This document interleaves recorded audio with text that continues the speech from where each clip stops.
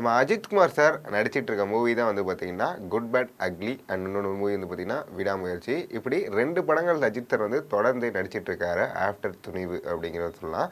இதற்கப்புறம் வந்து பார்த்தீங்கன்னா அஜித் சார் என்ன பண்ண போறாரு அப்படின்னு கேட்டிங்கன்னா குட் பேட் அக்லி படம் வந்து ஷூட் வந்து இன்னும் 7 டேஸ் தான் இருக்குது. அந்த 7 டேஸ் ஷூட் முன்னாடி வந்து பார்த்தீங்கன்னா கரெக்டாக ஒரு பாசினோவில் வந்து பார்த்தீங்கன்னா ஒரு காரோட ரேசிங் நடக்குது.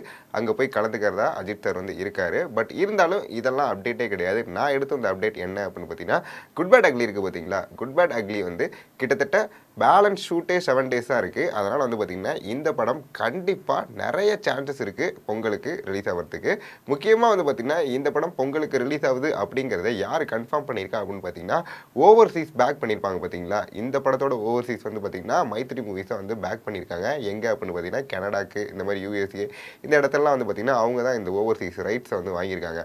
அங்கே வந்து பார்த்திங்கன்னா ஒரு அஃபிஷியலாக ஒரு போஸ்டர் வந்து விட்டுருக்காங்க பொங்கலுக்கு ரிலீஸ் அப்படிங்கிற மாதிரி வித் டேட்டோட. என்னைக்குன்னு பார்த்தீங்கன்னா 10/1/2025 இந்த டைமில் வந்து பார்த்தீங்கன்னா பொங்கலுக்கு நாங்கள் வரோம் அப்படிங்கிற மாதிரி வந்து பார்த்தீங்கன்னா ஒரு சூப்பரான போஸ்ட் வந்து பார்த்தீங்கன்னா மைத்ரி மூவிஸ் வந்து கனடா சைட்லாம் வந்து ப்ரமோஷனில் ஸ்டார்ட் பண்ணிட்டாங்க.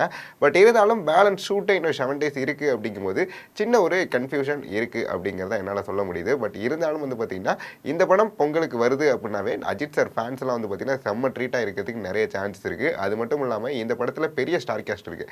நம்மளோட அஜித் சார் லீட் பண்ண அர்ஜுன் தாஸ் வந்து வில்லன் பண்ணுறாங்கன்னு சொல்லியிருக்காங்க.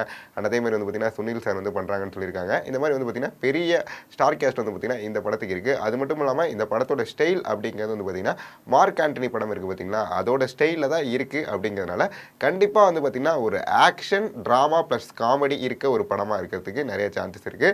முக்கியமாக வந்து பார்த்தீங்கன்னா நம்மளோட அஜித் சார் வந்து பார்த்தீங்கன்னா எப்போவுமே ஒரு சீரியஸ் டோன் மூவிஸை வந்து பண்ணிட்டு இருப்பாரு. பட் இந்த மாதிரி ஒரு காமெடி ஜானரில் அதுவும் வந்து பார்த்தீங்கன்னா செம்ம பக்கா பேக்டு ஆக்ஷனாக பண்ணான்னு வச்சுக்கோங்களேன். அஜித் சார் ஃபேன்ஸ்லாம் வந்து செம்ம ஜாலியாக செம்ம ட்ரீட்டாக கொண்டாடுற அளவுக்கு தான் வந்து பார்த்தீங்கன்னா படம் இருக்க போகுது அப்படிங்கிறது நமக்கு தெரிய வந்திருக்கு. அதுக்கடுத்து வந்து பார்த்தீங்கன்னா விடாமுயற்சி அப்படிங்கிற இந்த படம் இருக்குது பார்த்தீங்களா, இந்த படமும் வந்து பார்த்தீங்கன்னா நாங்கள் பொங்கலுக்கு வரோம் அப்படிங்கிற மாதிரி வந்து சொல்லிட்டு இருக்காங்க.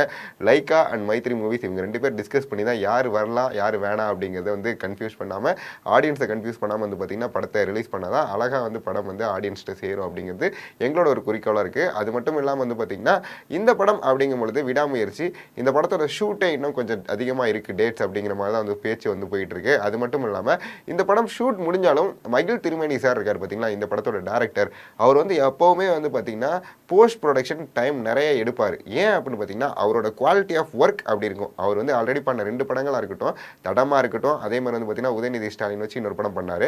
இந்த 2 படமுமே வந்து பார்த்தீங்கன்னா அற்புதமான ஒரு மேக்கிங் ஸ்டைல் இருக்கும். முக்கியமாக வந்து பார்த்தீங்கன்னா அந்த போஸ்ட் ப்ரொடக்ஷனுக்கு சார் எடுத்துக்கிற டைம் மூலியமாக வந்து பார்த்தீங்கன்னா இந்த படம் வந்து ஹை லெவல், அதே வந்து பார்த்தீங்கன்னா அதோட குவாலிட்டியை இம்ப்ரூவைஸ் ஆகிற அளவுக்கு வந்து சூப்பராக பண்ணுவார்.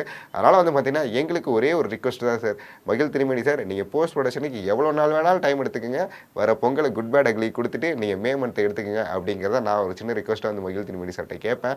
கண்டிப்பாக வந்து பார்த்தீங்கன்னா எனக்கு பெரிய நம்பிக்கை இருக்குது விடாமுயற்சி மேலே. ஏன் அப்படின்னு பார்த்தீங்கன்னா ஜஸ்ட் 1 டே ஸ்டோரி அப்படிங்கிறதே அவங்க மென்ஷன் பண்ணிட்டாங்க. காலைல ஆரம்பிக்கும் சாயந்தரம் படத்தையும் முடிச்சிருவாங்க. இதில் வந்து பார்த்தீங்கன்னா பெரிய ஸ்டார் கேஸ்ட் இதுலேயுமே இருக்காங்க. நம்ம அர்ஜுன் சார் வந்து இது வில்லன் பண்ணுறாங்கிற மாதிரி சொல்லிட்டு இருக்காங்க. அதே மாதிரி வந்து பார்த்தீங்கன்னா த்ரிஷா மேம் இருக்காங்கன்ற மாதிரி சொல்லிட்டு இருக்காங்க. இந்த அளவுக்கு வந்து பார்த்தீங்கன்னா இந்த படத்தில் ஒரு பெரிய ஸ்டார் கேஸ்ட் இருக்குது. அது மட்டும் இல்லாமல் ரைட்டிங் செம்ம ஸ்ட்ராங்காக இருக்க போது நம்ம மகிழ் திருமேனி சார் அப்படிங்கிறனால இந்த படத்து மேலேயும் ஆடியன்ஸ்க்கு நிறைய ஒரு ஹை எதிர்பார்ப்பு இருக்குன்னு சொல்ல முடியுது.